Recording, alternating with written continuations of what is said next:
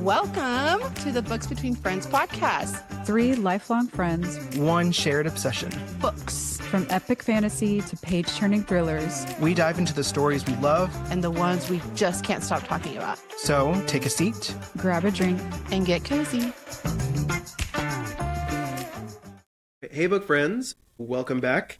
What have you guys been up to? How was your weekend? What are we currently reading? So let me just say, I know we just talked about this, but I need to just dive into the books right now because I need something else for my nose to be affronted by other than the smell of dead formaldehyde frog. Ugh. So, yeah. My 6th graders are currently dissecting frogs, and that's what we had on the agenda today. And I have to do it again tomorrow because I see my odd periods on Wednesday and my even periods on Thursday. And I'm over it. I was not a fan when I had to do it in school. I'm not a fan still.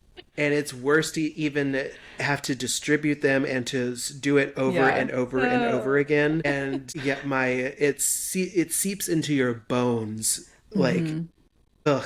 The smell is really bad. Yeah. Yeah. Yeah. I don't know how you guys do my it. kids were troopers. They did it. Did they enjoy it? No, I can't say that they did. I mean, some of them, obviously, yes. Some of them got a little too into it. Ooh. Yeah. But others got what they needed to get out of it, like what you typically think of as a dissection class. They're like, okay, learn from it. Fantastic. Done. And then others were crying. So, Aw. I mean, I feel like 6th grade is way too early to kind of start that process, you know? Yeah, That's crazy to me. Yeah, technically it's not a Texas taught standard until 7th grade. So I guess at my school we just decided to do it back to back, 6th and 7th grade. So I don't know. But they'll get to do it again in 7th grade. Well, they need to get over it, the ones that were crying. Yeah, it's coming for you again. Yeah, aw. The kids. Yeah. What about y'all? So for me, this past weekend I did something I haven't done in a very long time, and it's not read. What did you do all weekend? I know, great.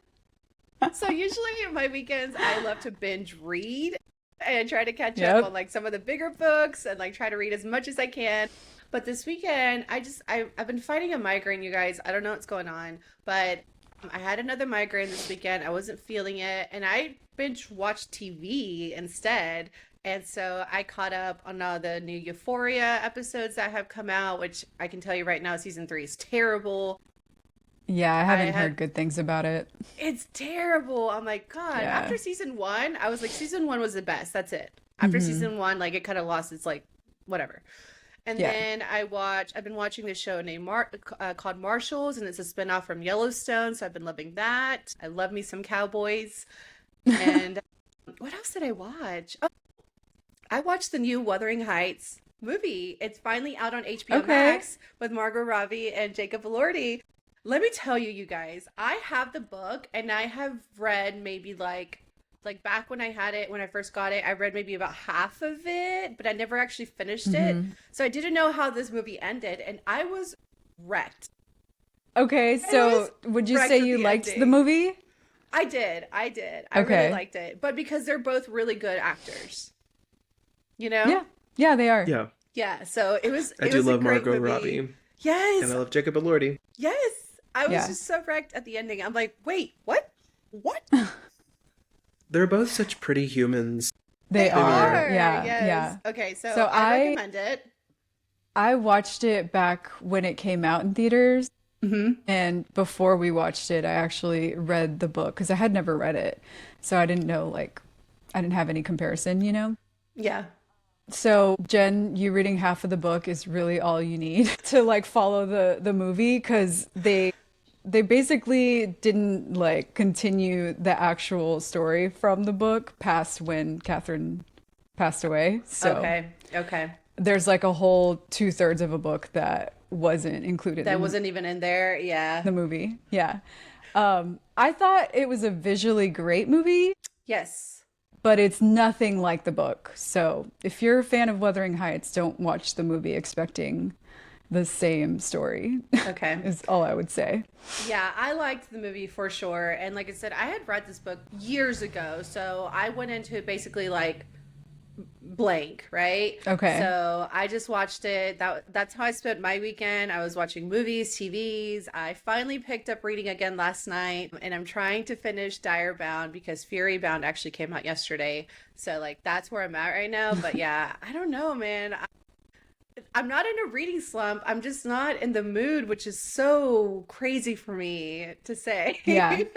Yeah. Well, I mean, Is your every now and then you gotta consume another type of media, right? Yeah, true. Absolutely. Absolutely. Highly recommend. Is your Wuthering Heights the cover, like, is it look like Twilight? So it's the one you gave me for my birthday one year. Yeah, and okay. it said on there, it says that this is Edward and Bella's favorite book. Oh my God, classic. You know what's hilarious is I always associate Wuthering Heights with like the angsty emo kids growing up. It was always their favorite book. I can see So- why. Yeah, yeah. I mean, it's a Yeah, gothic that novel, tracks. so Yeah, it's a Yeah. gothic, tragic. Yeah, That tracks. Yeah, Mm-hmm. but it was good. I recommend the movie. Definitely watch it. It's already out on HBO Max, which is great because I never went Yeah. to go see it. So I'm just like, I'll wait till it comes out on streaming services because I know it will. yeah.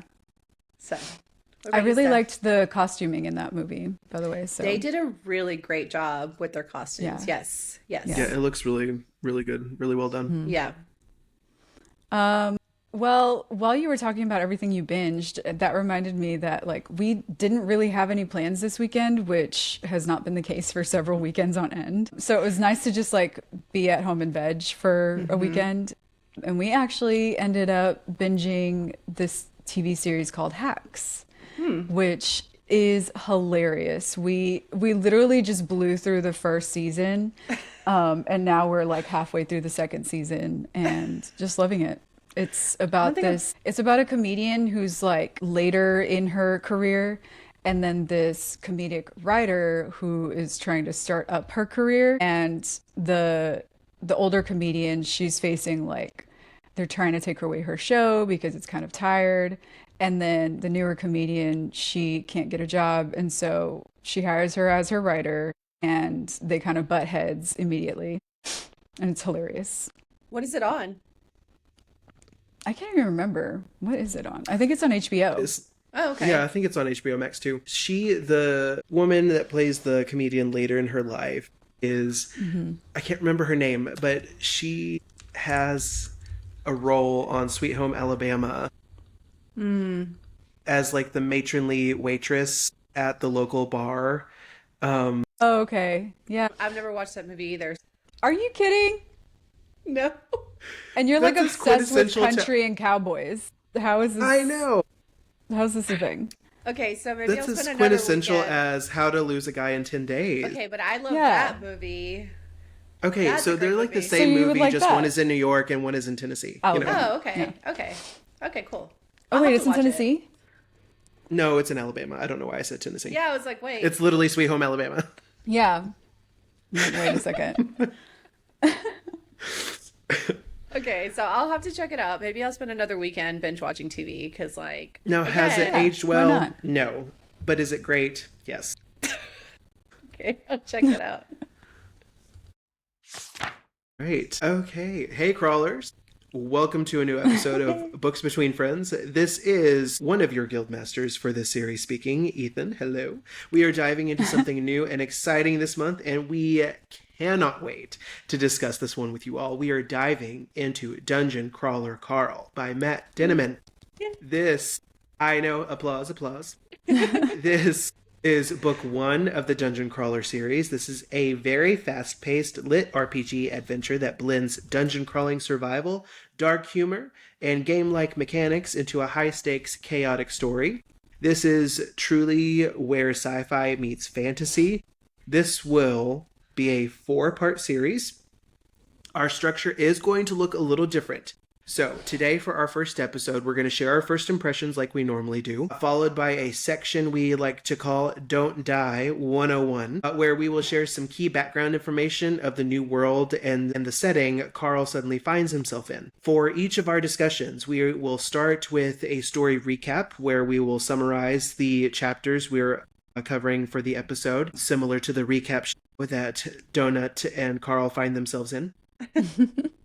And then we'll jump into a new section called The Dungeon Run, where we will discuss as a podcast some of the pivotal decisions Carl makes as he works to survive the dungeon, and as a fun little twist, discuss what decisions we, as the co-host, would make instead. We'll follow that up with our new achievements and talk about what consequences and or rewards we would get based on the decisions we make. And lastly, of course, our favorite, we will end the discussion with what could possibly go wrong, where we each share one theory and or prediction. But before we dive into any of that, we're going to go ahead and turn it on over to Steph for our spoiler warning.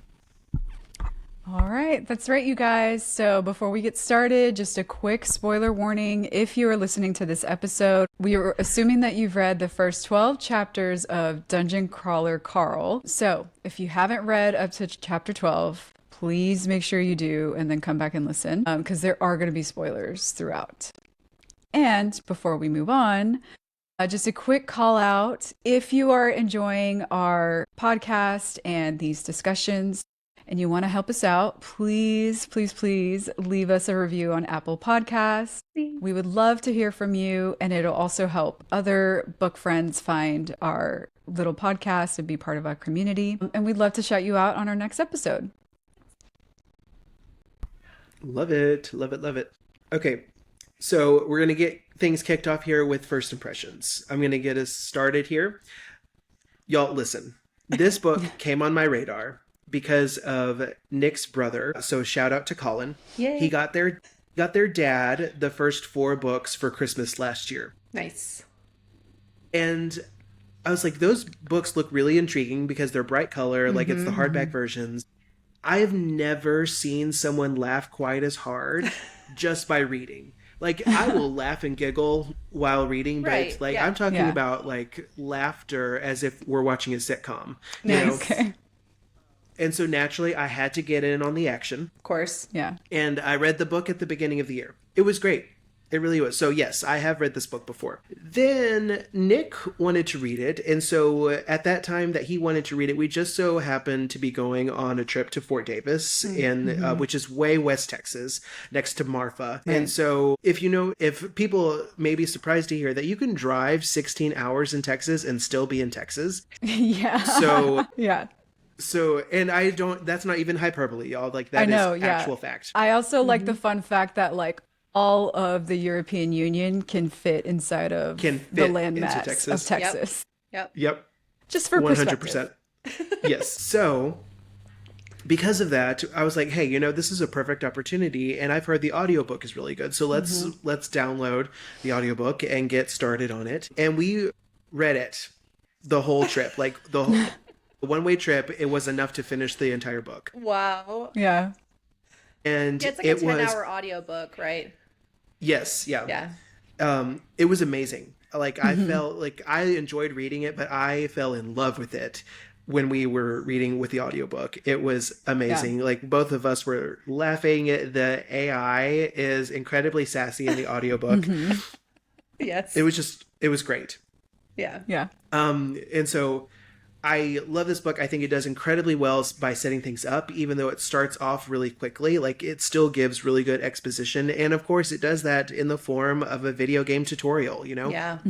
So it's chaotic in the best possible way. And I'm so excited we're doing it on the pod. So I am the only one of us who hasn't read this book before. And so far, I'm really enjoying the format and this writing style. It's unlike anything else I've ever read before. So, it's witty, it's dark, it's gritty, and it's hilarious, which is such a hard balance to strike. But Yeah. I mean, Matt Dinniman, kudos to you.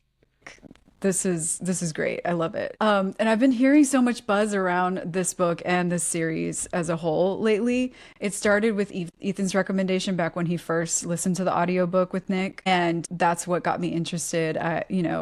again, the book covers, I love like bright colors and stuff.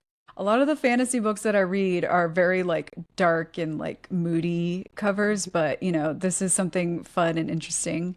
And then I also started listening to the audiobook, also on Ethan's recommendation. And Jeff Hayes is the narrator for the audiobook, and his voice acting adds so much to the story. I love it. Like, also kudos to him because it's great. It absolutely is. I mean, obviously the book is great if you just read it like traditionally, but I would absolutely recommend people listen to the audiobook as well. So I'm having a lot of fun so far. I'm loving Princess Donut. She's my favorite. And I can't wait to see what other antics they get into. All right. So for me, I have also read this book. I remember Ethan telling me about this book like back in January. He mentioned it once. It was very brief, and then he didn't talk about it again. Then recently, he came to Austin to see me for my dissertation defense, and he brought it up again. And so I said, okay, right, let me go ahead and read it, because like if Ethan brings up a book several times, it's like he's very passionate about it, and it means it's really good, right? So I was like, let's give it a try. So I read it the first time in physical form, and I loved it, but like listening to it now, an audiobook, I'm like, this is what I should have been doing from the beginning, is reading it both, right? Reading it physically and with the audiobook going. So I'm absolutely loving it. But yeah, no, I immediately got hooked. I'm sure I've mentioned before, I'm a romance girly. So this is not my usual type of genre book.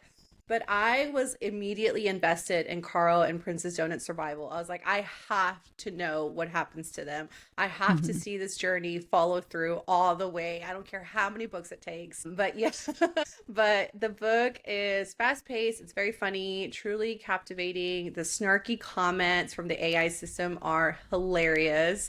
But then the reality of what Carl is facing just makes me so sad. So I'm like, there's just such contradicting feelings here. And I remember texting Ethan about that too. And I was like, this AI is hilarious. Like I couldn't stop laughing.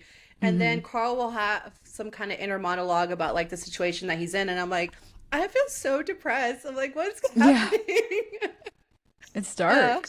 Yes. I definitely recommend this series so far. I'm only 2 books in. I started book 3, I think, this week, but I haven't gotten like super far in. But I want to see what happens. I want to see what happens to all the characters. I want to see the bigger picture with the Syndicate and the Borat Corporation. So I cannot wait to dive into this one with you guys. Yay! So excited. Okay, so first impressions, check. Let's go on over to the segment that we're calling Don't Die 101. This is where we're just going to set up the setting and the story and some background context that would be helpful to know and gives us a lens to look through as we start our discussion today. So here's the overview. At the start of Dungeon Crawler Carl, Earth, as we know it, is suddenly and violently transformed.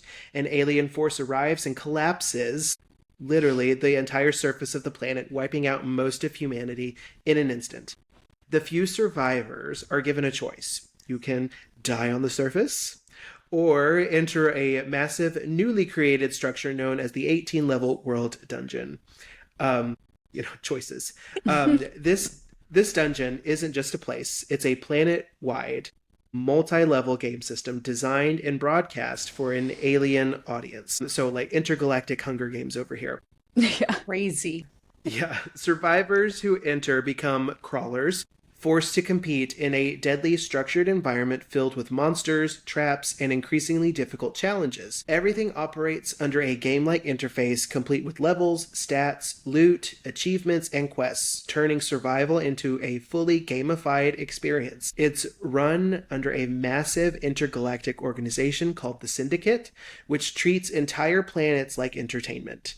The Syndicate treats planets like Earth as resources and content opportunities, The World Dungeon was chosen by the Borant Corporation, which has been assigned regency for this solar system. The dungeon itself is controlled by a mysterious and powerful AI system, which we've already talked about. It enforces the rules, assigns challenges, and often adds unpredictable twists. Progression is tied to descending deeper into the dungeon, with each level introducing new environments, mechanics, and dangers. At the same time, everything the crawlers do is broadcast as entertainment to a galaxy-wide audience, meaning their survival is not just about strategy, it's about the spectacle of it all. Insane, man. Okay, so hello, crawlers. This is Jen, your second guildmaster of the show. Now, before we get into our full discussion, I want to give a quick story recap over the first 12 chapters. So here's what's happening in the dungeon so far. After the collapse of Earth, Carl survives because he is outside when all of the buildings are destroyed. He enters a world dungeon with Princess Donut, which is his ex-girlfriend's cat, where they are assigned crawler identities, levels, and a game-like interface. Inside the first floor, they encounter dungeon mechanics such as menus, stats, achievements, and enemies. They quickly learn that survival depends on understanding these systems. They are directed to a tutorial guild where they meet Mordecai, who is a non-combatant NPC and former crawler who explains that the dungeon is part of a galaxy-wide televised system controlled by the Syndicate. Crawlers must progress through levels, gain experience, improve their stats, and attract viewership and patrons to survive. Carl also learns about inventory, loot boxes, skills, and the importance of strategic decision making. So Carl opens all of his loot boxes and gives Princess Donut an enhanced pet biscuit, which actually transforms her into an intelligent crawler capable of speech and independent action. Donut gains high stats, abilities, and leadership of their party, actually, which I think is so funny. Then they form a partnership and begin exploring the dungeon together. Outside the guild, they fight creatures such as goblins, bad llamas, rats, and cockroaches. They learn combat mechanics, they start leveling up, and they start acquiring new skills together. They discover safe rooms that provide rest, food, and access to information about the number of remaining crawlers and the structure of the game. They also learn that efficiency in combat and gaming experience quickly are necessary for survival. As they continue exploring, Carl and Donut engage in more strategic combat and experimentation with dungeon tools and abilities. They encounter a neighborhood boss called the Hoarder after triggering an explosion in a roach-infested area, learning that boss fights are structured events with specific rules and rewards. After defeating the boss, they gain access to new information about dungeon hierarchy, including different types of bosses and how progression works across floors. They learn that boss fights are unavoidable in many cases and that future challenges will require greater coordination, strength, and understanding of the dungeon system. At the end of chapter 12, there are 4,148,111 crawlers left, where they had almost 13 million who entered the dungeon. That just kind of gives you perspective as to what happened in the first 12 chapters. Crazy. That dwindling number is the sad marker, right? Yes. That's what makes everyone, like, that's what makes it dark. You're like, oh my gosh, that's how many humans are left. Oh, okay. Yes. Right. Like 13 million people from this world enter the dungeon. Like, In everybody 12 else short died. chapters. Yes. Right. Yeah. That's Gosh, insane. Crazy. All right. Okay. So now we're entering our segment where this is the meat and potatoes of this episode and episodes going forward. This is the dungeon run. We're going to take the moment and we're going to discuss the pivotal decisions that Carl and Donut make. And then for the fun little twist, we're going to also throw our 2 cents in, and we have our own personas that we're going to introduce shortly and talk about our own persona crawler and what we would do in their shoes and what our crawlers would do and possible animal companions. So stay tuned for that because I think this is going to be a really fun conversation. Yay, I cannot wait. All right. So again, break from our 3-2-1 structure. We're going into the dungeon run, and this is the first pivotal decision that Carl is forced to make. Right. The decision to either enter the dungeon or die on the surface, basically. Why? First of all, like, it's freezing where he is because he even makes the comment to himself. He's like, well, usually it's not this cold, but with all the buildings, there's nothing to break, the wind. Yeah. But with that, he's like, if I don't go, I'm going to die very quickly up here from like hypothermia. Right. So I think that probably had a little something to do with it. What do y'all think? Was it just based on that?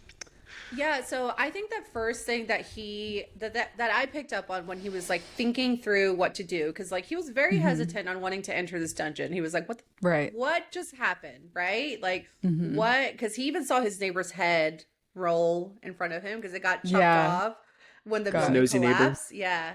So that like he was probably still in shock about what was happening. He felt the heat coming off of the dungeon entrance. So like that probably lured him. Because he was wearing, he was in his boxers. Yeah. He was wearing his ex-girlfriend's Crocs. So like he was like you said, Ethan, if I don't get out of this cold, then I am gonna die of hypothermia, right? Right. So like the minute he felt that warmth, he was like, he didn't even think about it. He just ran in.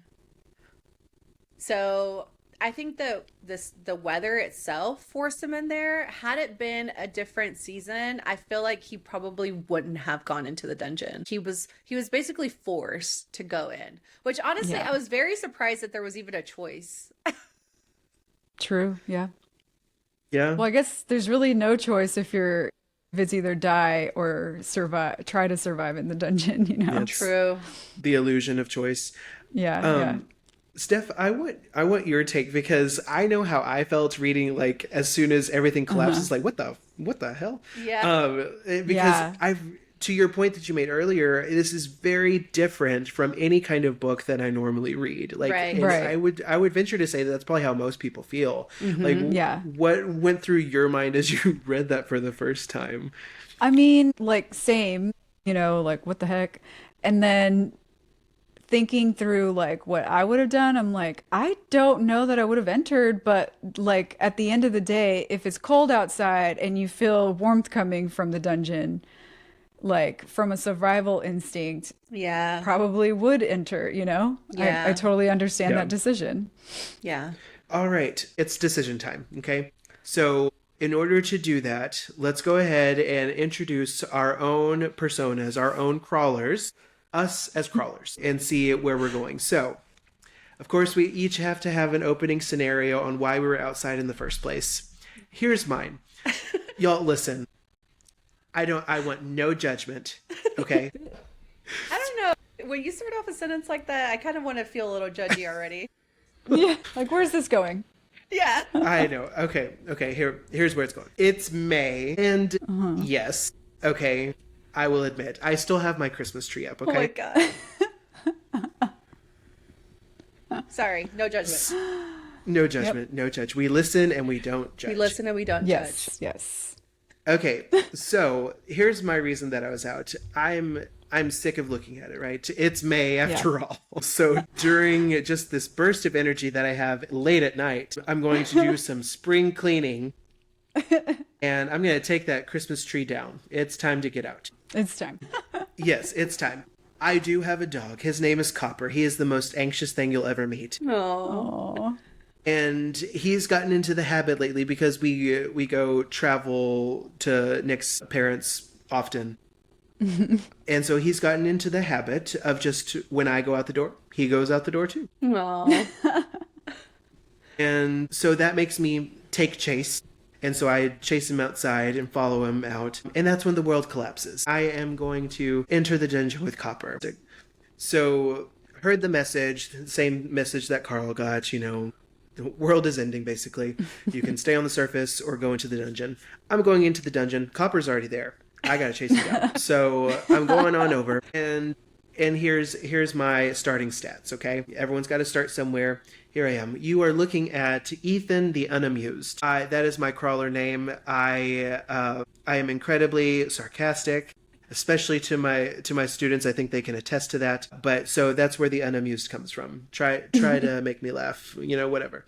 And then I have some starter stats because of my teacher background, and I I like to observe before I act and stuff like that. So here are my starting stats. I'm off with strength at 6, dexterity 11, endurance 10, intelligence 15, and my natural charisma is starting at a 12.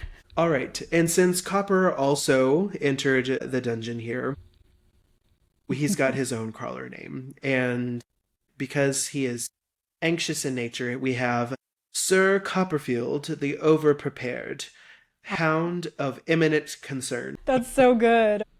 Yeah. So that is my situation over here as I start in the dungeon. Steph, what about you?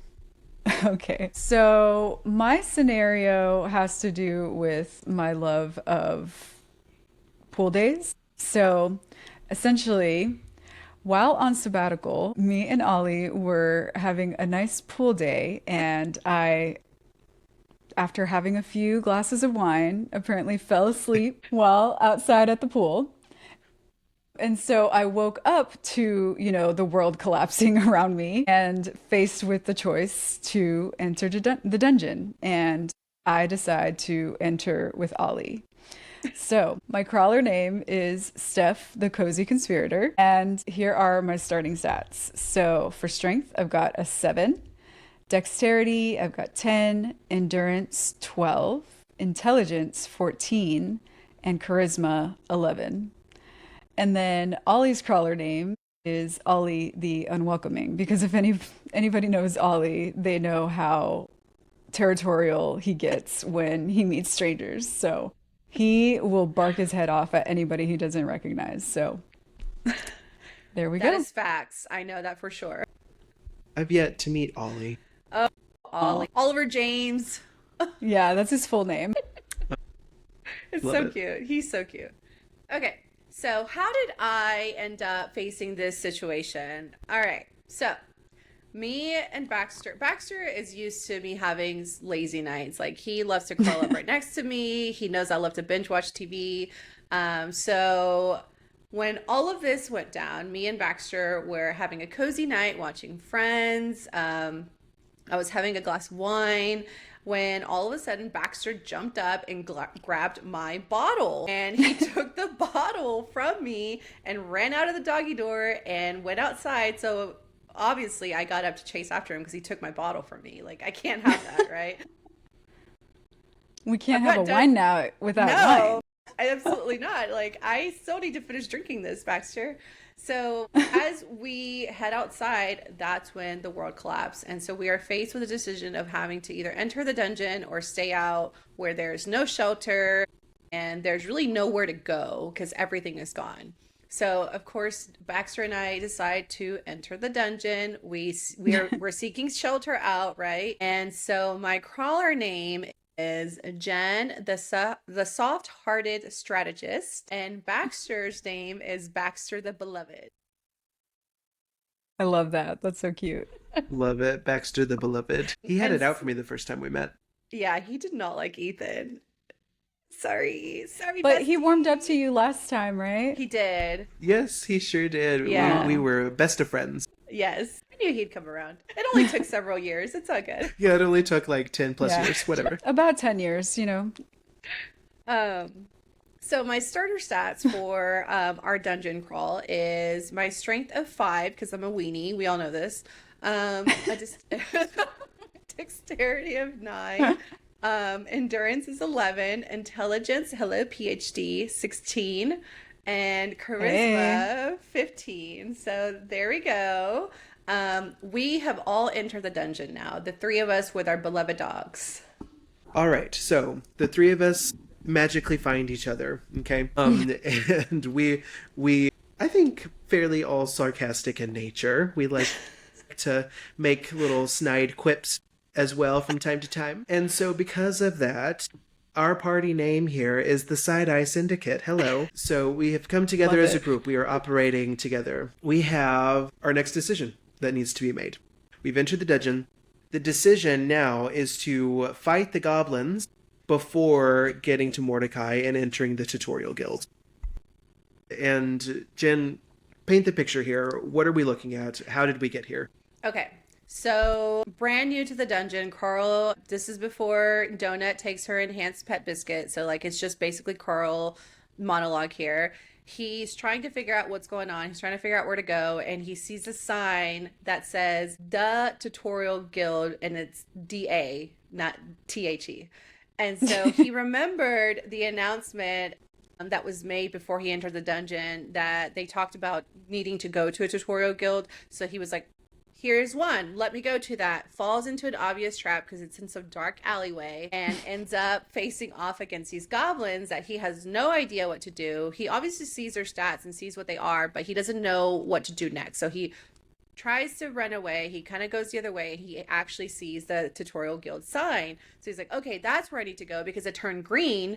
And then he got a new achievement that said, good, congratulations, you can read a sign. And this is the actual sign, whatever. Just one of many examples of how sarcastic this AI bitch is. So he gets up to the tutorial guild, but he's not able to open the door. And so in enters Mordecai, and he tells him that he's not allowed to enter because of the mobs outside, which are the goblins. And so he has to get rid of the goblins before he's able to go in. But as the door is like open, Donut rushes in, and Carl ends up killing one of the goblins. Temporarily the others are somewhere else, and then that's how he enters the tutorial guild. Okay.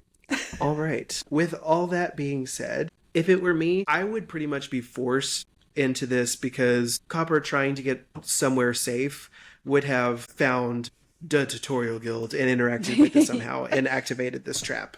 Okay. And now they're going to come after my dog. And so I'm not even at Mordecai's door yet. Like, I'm just trying to lure them away and fight them on my own. So that's how I would do it. I would have to, if I'm faced in this where the world is ending, I would have to be able to compartmentalize parts of myself. Yeah. And if it were me, I would treat this as a video game that I was playing. And that's the way I would compartmentalize it. I would play it like an RPG, right? Which is what we're faced with here. I love RPGs like Dragon Age. Like, that's my favorite. Okay.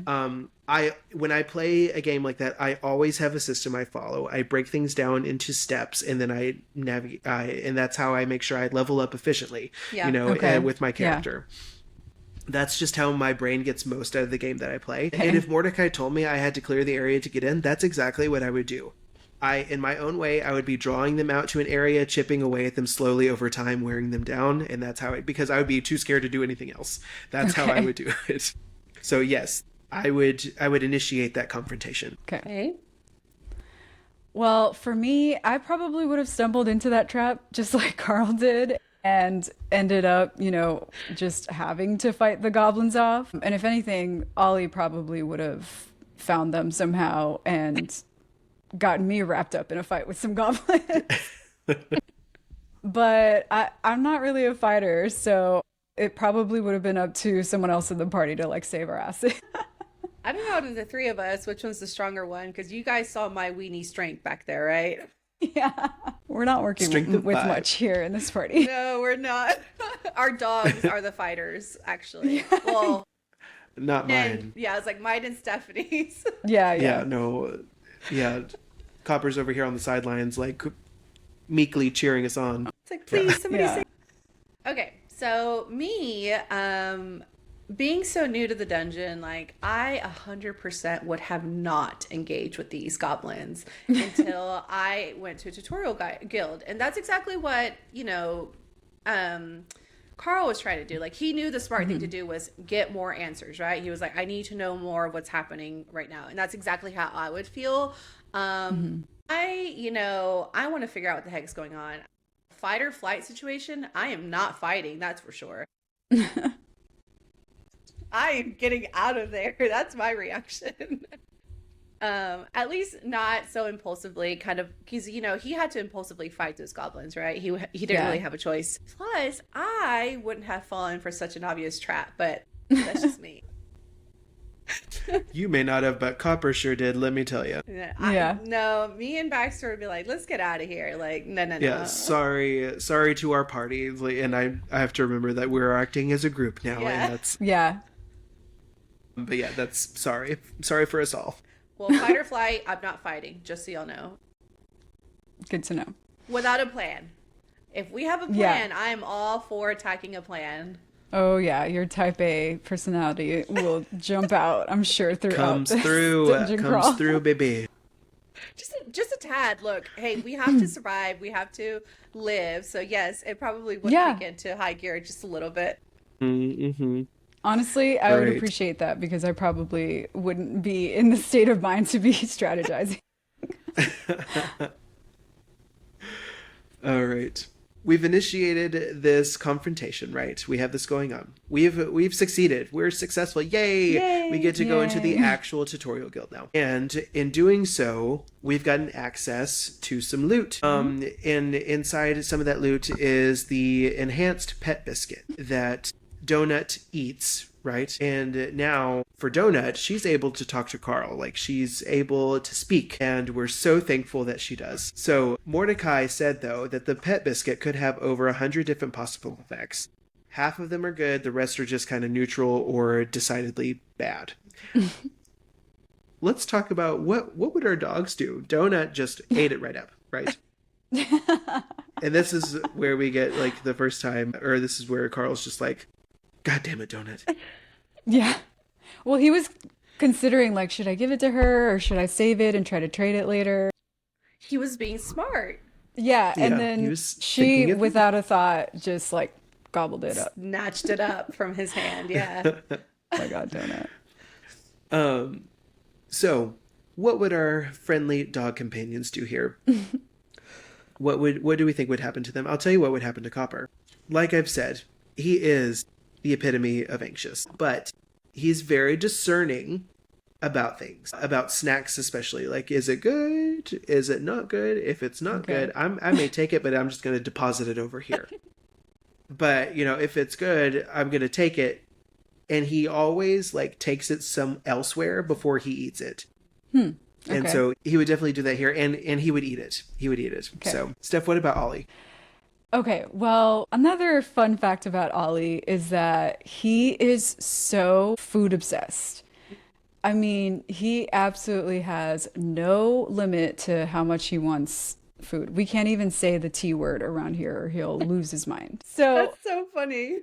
I know that me personally, after hearing from Mordecai that half of the possible outcomes are decidedly bad, I don't want anything bad to happen to Ollie, so I would not want to give it to him, but Ollie would immediately try to eat it and probably would eventually eat it anyway. What do y'all think, before I share what Baxter the Beloved would do, what do y'all think would happen to y'all's dogs? Do you think it would be immediately what happened to Donut, or like what would you want to happen to your dogs since they both decided to eat the biscuit? I mean, I guess I was just assuming that if they ate the biscuit, the same thing would happen as what happened to Donut. I was just wondering if there was like another different outcome y'all would want for your pets. I guess I have no idea. Like, they only said there's 100 different outcomes, but not exactly what they could possibly be. So Yeah. I have no idea. Like, I'd have to think about that. Okay. So If it was anything different than what we get with Donut, I would want, like, Copper and I to be able to, like, have telepathy and talk to each other ooh, that's cool. like a dragon would its rider. Like, Yeah. that's what I would want. Yeah. Yeah, that's cool. Okay, so Baxter does not snatch treats out of my hand like Donut did with Carl. He actually, he loves to be sneaky. He loves to tiptoe around me when he thinks that I'm not paying attention. He will wait until I'm deep in a book to get up and go do something because he knows I'm not paying attention. So that's Baxter. So if I don't give it to him, he won't take it out of my hand. If it's lying around, then he'll go get it when I'm not looking. But because in this situation, you either give him the biscuit or you put it back in your inventory, Baxter, like in this situation, would not be taking it. 'Cause, like, I'm not giving it to him, especially if I don't know what's going to happen to my poor dog, you know? Yeah. But what I would think would be cool, if he did end up taking it, like, I would want him to be able to stand on two legs and fight side by side with me, because he's the strong one and he's the brave one. Like, he's the fighter out of the two of us. So, like, I Okay. need him to be next to me, fighting off these things and protecting me, because he has protected me in several other occasions. So, like, that's what I would want to happen. But no, Baxter would not take the biscuit because I don't know if it would kill him or not, Right. you know? So, All right. Well, there you have it. So the next decision is around the same time here, and it's Donut's decision to put on the enchanted crown of the sepsis whore. So placing this crown upon your head permanently places you within the royal line of succession for the Blood Sultanate at the 9th floor of the World Dungeon. That sounds incredibly taxing. I don't know what that means. Yeah. Removing this item will not remove this status. Royal members of the Blood Sultanate will be required to slay the Sultan and all other members of the royal family before descending to the 10th floor. Something tells me there's not just one other member of the family. Yeah. You'll only want to wear this if you're a bloodthirsty, raging psychopath, is what it says. Okay, unlike Donut, I always read an item description, and Copper would too. We would make the decision together to not put this thing on or equip it. but let's talk about first, like, how funny that whole scenario was, because Yeah. they were going through these loot boxes, and like, immediately Donut was using everything she was finding, like the tomes that Yeah. she found. She would apply it to herself right away. She put on the crown right away, and it was because of the fact that it was purple. Yeah, so Mordecai was trying to tell It's a them, great like, color. you want to read the descriptions before you use anything because you don't Yeah. know what the outcome could be. And so, Carl's sitting there like, oh, let me read this. And he read the description, but like as he was reading it, she pops it on. And then he's like, you probably should have read the description. She was like, well, it's purple. That's my color. And that's as far as her decision making went. That's it. That's We all love that purple. mattered.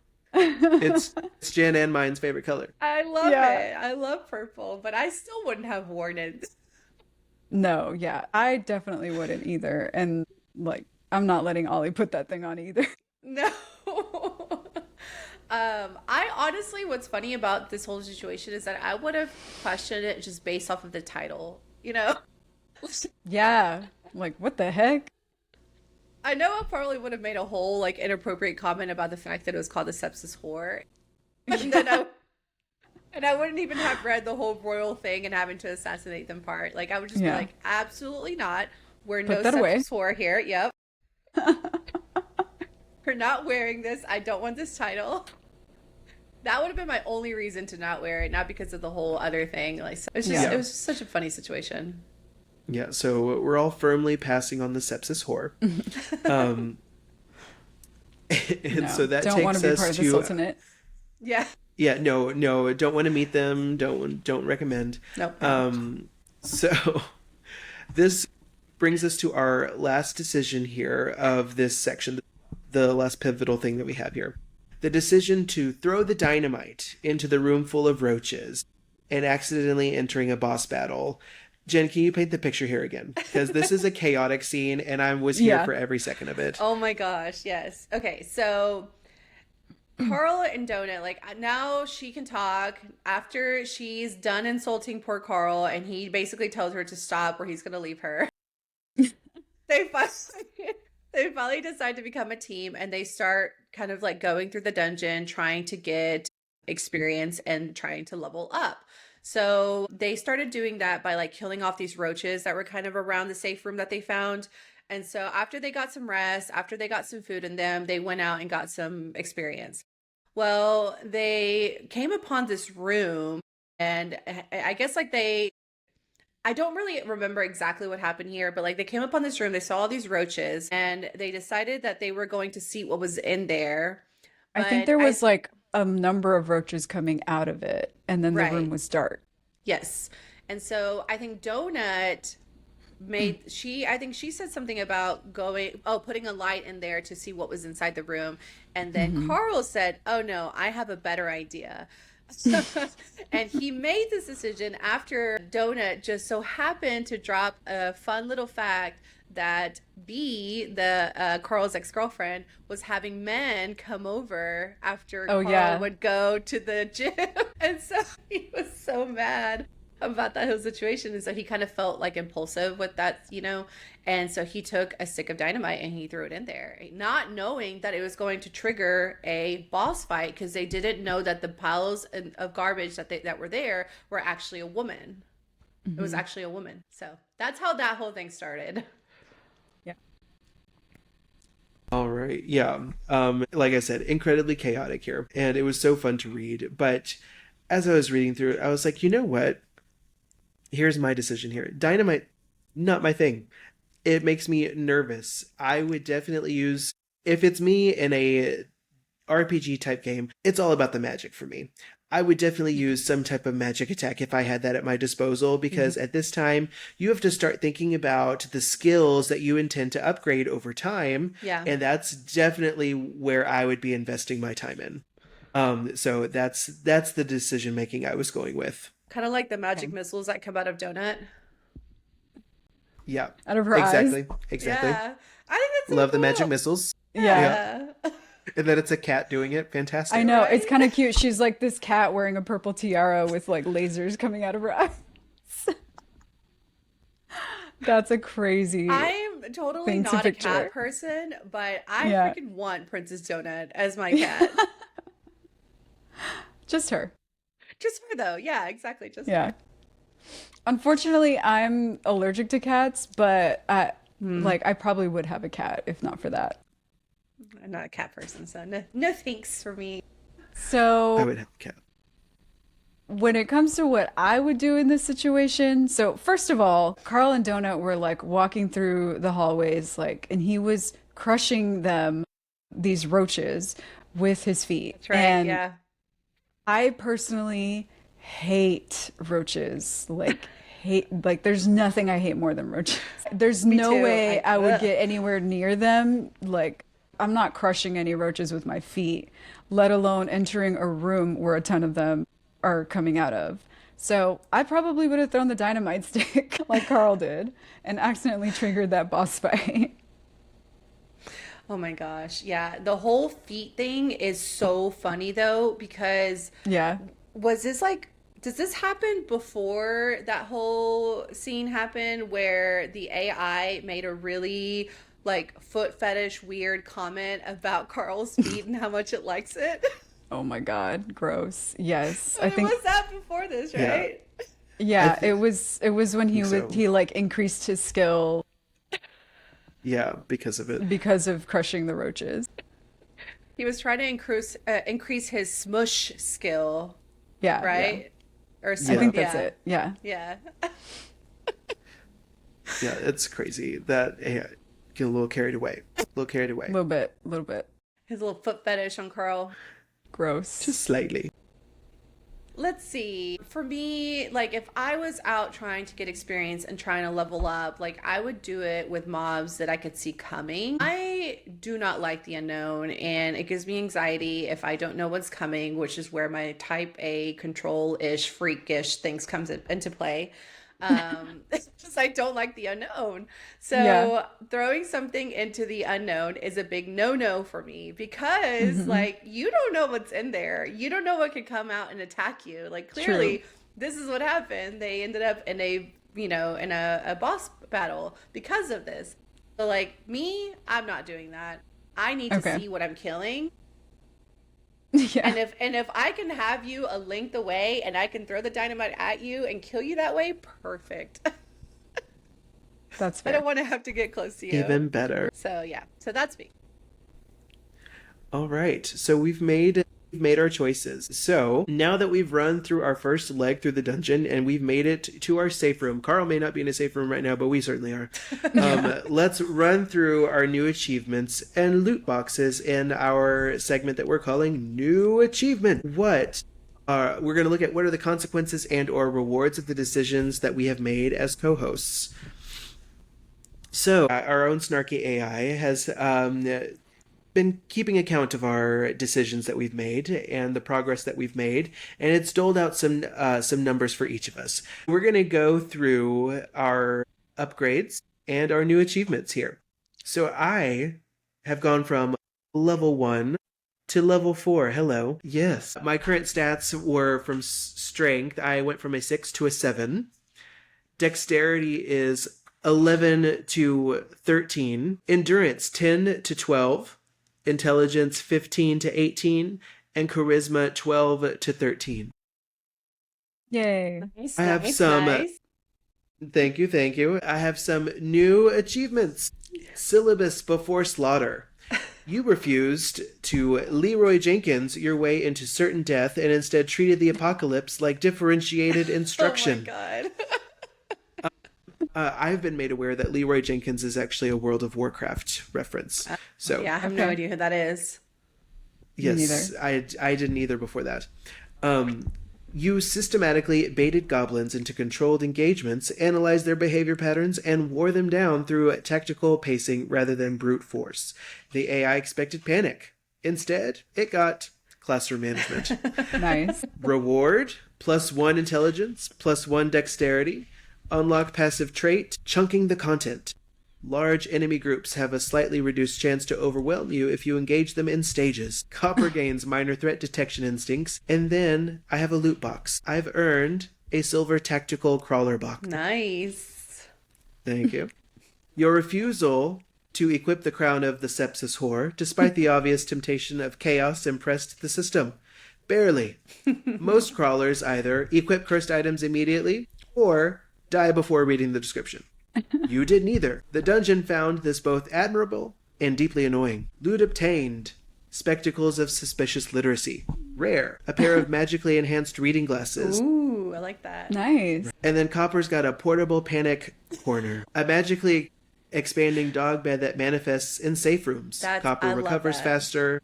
Right? We need a Nice. space for the dog. Yeah. He recovers faster after stressful encounters. Once per floor, Copper can sense whether a magical item is off. And slight resistance to fear-based debuffs for both you or well nearby. Nice. Awesome. That's me. All right. So for me, I started off, of course, like everyone else, at a level 1 and leveled up to 3. And my new stats are as follows. So, in strength, I went from a 7 down to a 6. Sorry. How do you lose strength, Steph? I don't know. Sorry. Anyway, here we are. The In AI hates you. apparently, in dexterity, I went from a 10 up to 11. And then for endurance, I went from a 12 up to a 13. Intelligence, I increased from a 14 to 15. And then in charisma, I went from 11 to 13. Okay. Hey. Here's my new achievement. Not my problem, parentheses, but I'll benefit. You avoided direct confrontation whenever possible while still reaping the rewards of survival. Bonus effect. Plus 10% chance that an ally or nearby crawler intervenes at the last second when things go south for you. Thank you guys. And then here's my loot box. Suspiciously convenient survival kit. X panic button mini explosive. A smaller throwable explosive that automatically targets your least favorite enemy in the room. Yes, it knows. That's Okay, awesome. I like Love that. that. That's Yes. amazing. I love that. That's going to be super useful. Yeah, and then I have X mostly safe pet treat. Slightly less cursed than the average, effects unknown, but statistically unlikely to turn Ollie into a demon. No Parentheses. promises. No promises. He's already a minor demon, so what harm could that do, right? Okay. And then one soothing aloe of denial. Instantly heals minor damage and suppresses emotional processing of recent trauma for 2 hours. Oh my That God, could I be need that. useful. I feel like we see that in normal life. Honestly. You're right. All right. So for me, my level went from 1 to 3. My stats went from strength 5 to 6, dexterity 9 to 11, endurance 11 to 13, intelligence 16 to 18, and my charisma went up from 15 to 16. So my new achievement is competent survival instincts for crawlers whose survival strategy is caution, overthinking, and emotionally preparing for worst case scenarios. Yes, I feel like that's me. My loot box that I got was a celestial loot box called the Anxiety Hoarder's Cache. It came with the manual of Absolutely Not, which is a glowing strategy tome that vibrates violently whenever someone proposes a terrible idea. Nice. That's amazing. I love that. It's like, no, that's a terrible idea. No, don't do that. Baxter got a tactical suspicion harness. So it is a tiny leather harness granting Baxter the enhanced awareness ability. Ooh, So he'll be extra okay. aware of what's going on around us. And then I also got a potion of cautious courage, aka wine, for crawlers who panic responsibly. I Nice. feel like this would all be really great. I love the panic responsibly. That's amazing. Yes. Okay. All right. So let's go into our final section here. This is our favorite with theories and predictions in a segment that we're calling now What Could Possibly Go Wrong? And really, because I've now read this book a lot, I want to hear what you two thought. Okay. So, I mean, it's still early days, obviously, for me, and this is my first read of the book. So, I'm getting the sense Carl and Donut are a pretty good team so far, and I'm predicting that they're going to end up being popular and get some good patrons, and maybe they'll make it farther than anybody else ever has in a dungeon. I mean, honestly, there is a lot of foreshadowing on like how many people have made it Yeah. down certain levels, you know? So that's a good one. What did So- that one guy say that he was like the only person to ever make it as far as like level 13 or something like that? No one's ever made it farther. Yeah. Yeah, level there's 13 18 so far total? this. Yes, 18 levels. Okay. And Mordecai made it all the way to level 11. And then there was like a decision to either try to enter 12 or not or something. And so Yeah. we don't really know how he ended up where he's at. He's just talked about how he used to be a crawler. Yeah, I think the decision was like either continue or exit the dungeon, but you have to serve in consecutive dungeons for a set amount of time before he can go. Right. I don't know. How he can Back be home or free something. again. Well, Yeah. I guess not home, but be free. Yeah. Yeah. Yeah. Okay, so I also have read book 1, but because it's like a 10, well, now it's confirmed that it's a 10-book series, there's a lot that's still unanswered, and there's a lot of things that happen that like still make me like, I wonder what's going to happen later. So I do Okay. have some predictions and stuff going into reading it, and so now that like I'm rereading it, I'm picking up different things. And so this one really like kind of struck me whenever I was reading this section, and I was like, what if? So here's my theory, or I guess it would be a theory. So in chapter 10, Carl and Donna encountered that neighborhood boss that we talked about that was a woman covered in garbage, and she was named the Hoarder, right? And Yeah. when they were fighting this boss, the lady was speaking in Spanish. And one of the things that she said was, I don't know what's happening here. My stomach hurts. I don't know where I am. Please, I'm scared.